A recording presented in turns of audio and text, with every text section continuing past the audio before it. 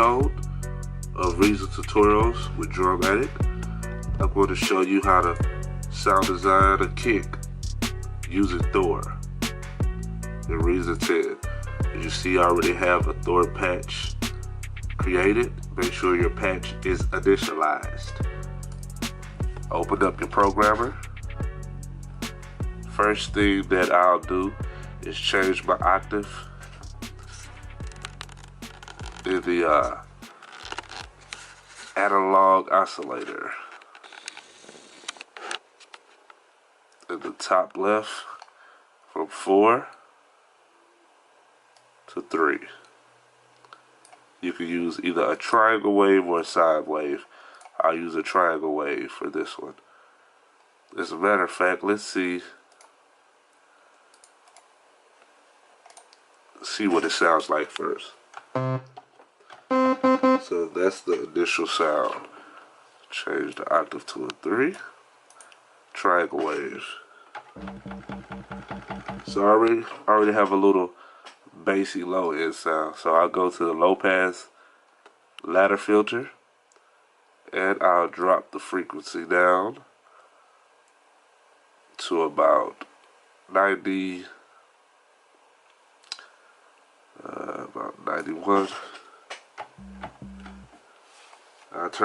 I like to turn the drive up.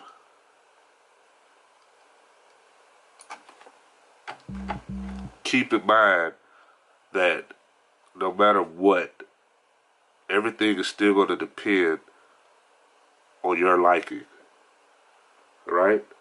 Now, the easiest thing to do is to use another kick that you like to use from, maybe another sound kit or something, so you can look at the frequency of that kick. And basically you're duplicating the kick frequency wise. So next we'll go to the mod envelope. You want to turn the release all the way down because you want it to make a fast swoop, and then turn the decay down to about 77. Alright, now that's not all you have to do, because remember, you want that swoop to be very fast. Just like a kick, if you look at the equalizer, the low end is going to be kind of more prevalent, and then it swoops down when it gets to the mid and the higher frequencies towards the tail. So in order to make that pitch swoop down fast, you want to come down here and have that envelope being controlled by the pitch. So, or the mod envelope control the pitch, I should say. So in your source, you want the mod envelope to control oscillator 1, the pitch, oscillator 1. The amount is going to be mid 80s, low 90s. Right now I have it on 94. You can kind of hear the punch coming through, and as you can see, you can create your bass that way also. So the last thing we're going to need to do is come to the amp envelope and turn the release down. Then you turn your sustain all the way down. And then you go to the decay and you go to around your liking. I kind of like it around 464, up in that range.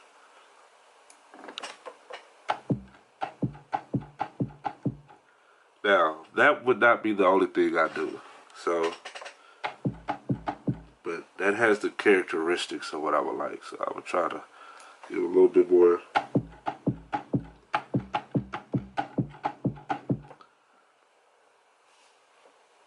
Try with the sine wave and see what it's. Okay, the sine wave sounds a lot more punchier. So I changed the analog oscillator's shape from a triangle wave, which is this one. I switched it to triangle wave to a sine wave. Has a little bit more punch. So What I would then do is just record.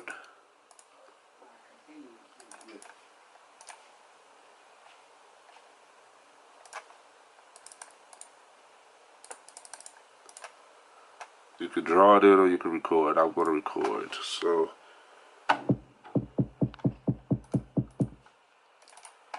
see in there. Like I said, you can draw it in. And that's a short kick. Not much of a tail on it. If you want to just pull your loop back. And what I'll do from here, it gets interesting. I could bounce it, or I could go in here, select it, go to the bounce it in place. Bounce it in place. Go here. Now you have your kick bounced. Alright, so of course that's not all I want to do. I would throw a little fade out at the end. Turn the snap off. Turn the snap off. That way I won't fade it too far. Then I normalize it. Once you normalize the clip, you'll see. Watch the wave file. Okay, so this is normalized. It's a lot of punch. Let's look at the mixer for the levels.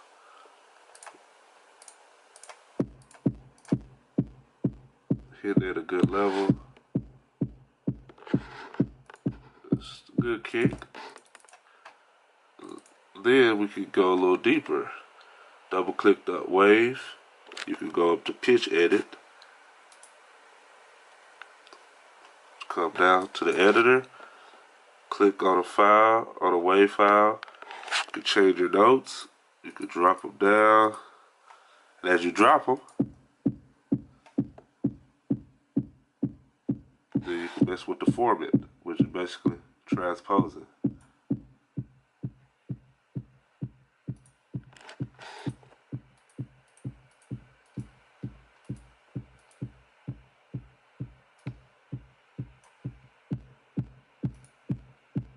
So I dropped it all the way down.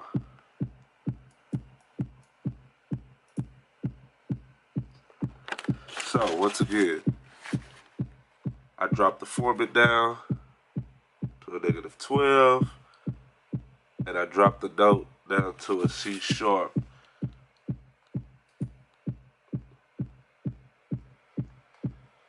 So it's a lot more punch. Once again, you access this by going into your wave, double clicking it, and up top you have your slice edit or pitch edit and your comp edit. So I went to the pitch editor, I selected the wave file, which is down there. It was like in an E. I dropped it all the way down, and I changed my format. Now I could play it without the format being changed, without it being transposed. So, and this is what it sounds like. And actually, I like that a little bit more. It has a little bit more punch. When it dropped, it sounds. So I think I'm a little bit more punch. So I believe the format alone. So, and let's look at. Still nice level. And then you just adjust to your liking. You know, add your EQ. See where it's hitting. You can add. If you don't have this EQ by Selic Audio, get it. It's great. You know, you can do your EQ the way you want to. See where it's hitting at. If you want to add some harmonics, add a couple a little bit.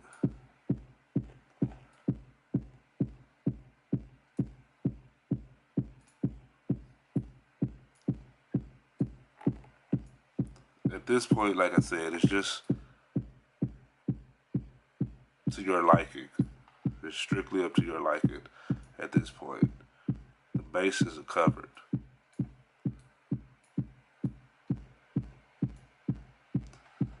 Now it's a little bit more thump, you know.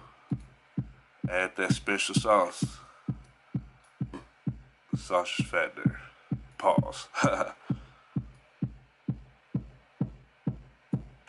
you go. There you go.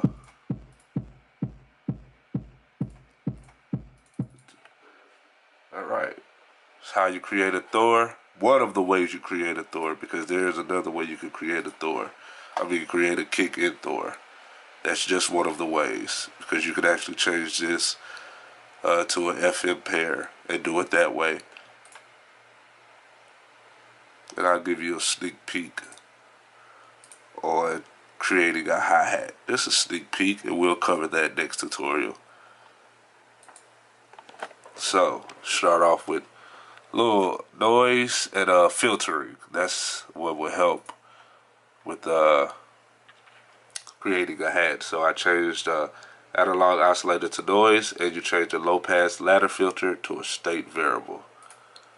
And then you do some other things. Join me next time and I'll go over how to create a hi-hat. Peace.